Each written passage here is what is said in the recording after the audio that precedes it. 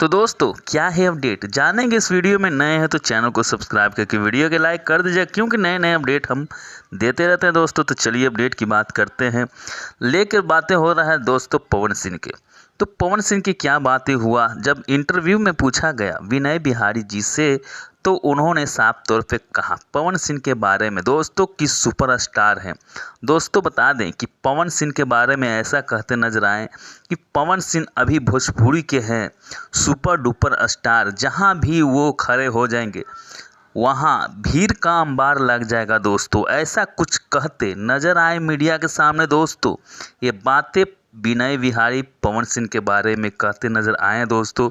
ये बातें आप लोग जानते हैं दोस्तों कि विनय बिहारी के पवन सिंह के लेकर दो बातें रहता है दोस्तों कि कई गाने भी दे चुके हैं पवन सिंह के, और दोस्तों आगे बढ़ाने में कई फिल्में में गाने से लेकर हर तरह से दोस्तों जो करियर को आगे बढ़ाने में योगदान विनय बिहारी के है दोस्तों। तो ये थे मेरा अपडेट। नए अपडेट के लिए वीडियो लाइक कर